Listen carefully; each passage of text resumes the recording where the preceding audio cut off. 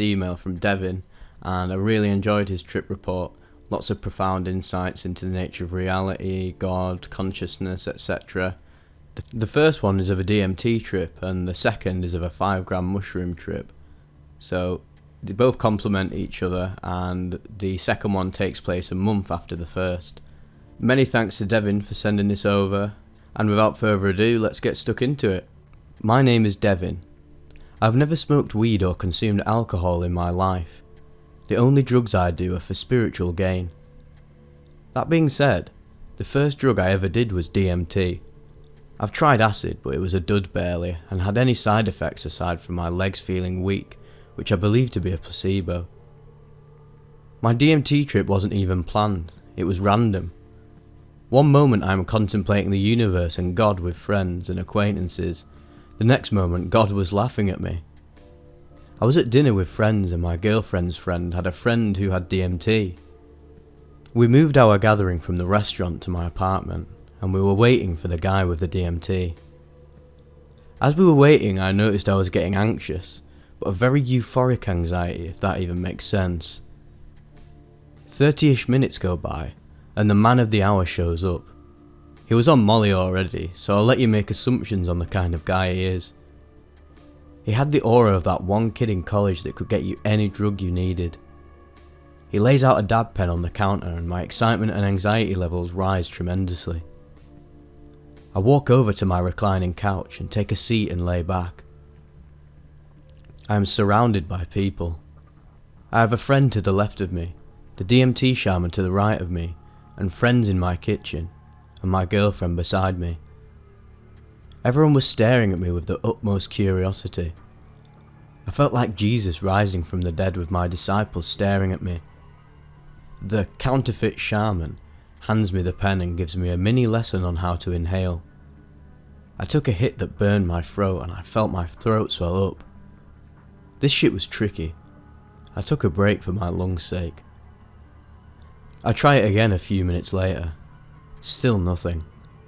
I figured because I'm an avid meditator or lucid dreamer that I had a higher tolerance for DMT. The party starts to die down. My girlfriend goes to bed and there are 3 of us left. I propose we go into my closet, turn off the lights, light a candle, and try the pen again.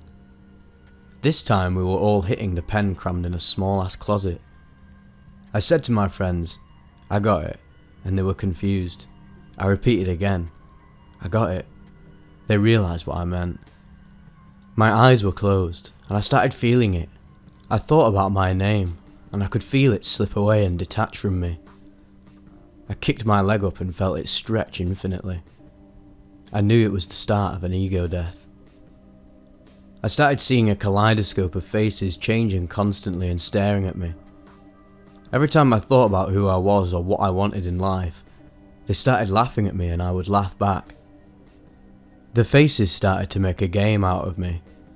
Hitting the pen, it was too hard for me to hold in the smoke, so every time I hit it we would see how long I could hold it in, and they were staring at me, bug-eyed trying to hold back their laughter. At one point my laughter got so intense, my friends had to ask me if I was okay. They thought I was choking. Reality was getting more and more confusing. My friends would hand me the pen and I couldn't tell where my mouth was. The faces would again laugh at me, but then they would guide the pen towards my mouth because they wanted me to continue smoking the DMT. Towards the end of the trip, I made a conscious decision not to smoke anymore because I knew if I did, I would blast off to another dimension, and I had already seen all I needed to for the moment. As I opened my eyes, the carpet was waving like the ocean. As I sat up, I jolted to the candle. I didn't learn anything from my trip.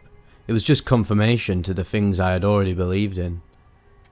I had an ego death, but I knew that ego isn't a bad thing, and that I am supposed to be Devin in this world, and that there is nothing wrong with that. So here's the next trip report. 5 gram of mushrooms. Maybe a month after my DMT trip, I decided to do a little over 5 grams of magic mushrooms. This time there was no party, just me and my girlfriend and the shrooms. I downed them all at once, expecting them to taste bad, but to my surprise they tasted decent. With a little bit of salt they would have been rather enjoyable. Me and my girlfriend put on a movie waiting for my trip to start.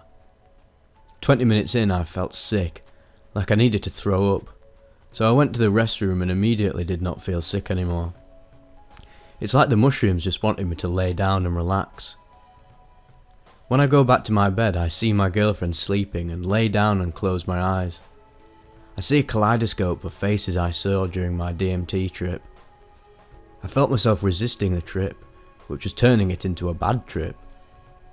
This trip I was realising that I am God, and I could be whatever and do whatever I wanted. I would touch my girlfriend and feel myself merging with her in my head.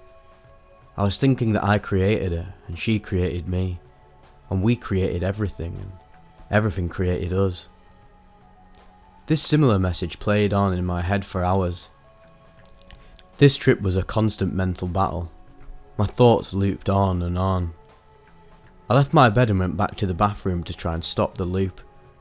Everything I looked at I realised I was creating, and the loop began again. I was a second away from freaking, and I was thinking, how can I end this trip? I thought if I stepped outside, watched more TV, took a bath, or anything else, that it would end it. Before I completely lost it, I said to myself, Devin doesn't have bad trips. I have always prided myself on being spiritually stable, and this ego I created, Devin, has a set personality and manner in which he acts, and having a bad trip isn't a characteristic of his. I made myself go back into the room and power through the trip.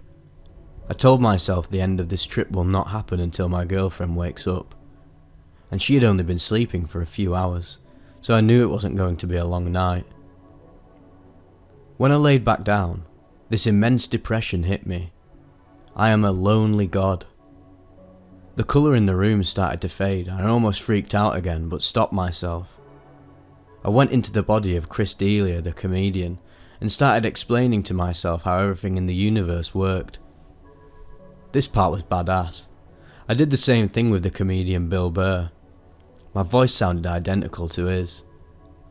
I then went into the body of the Christian god Yahweh and started stirring the oceans with my finger and shaping the mountains with my breath.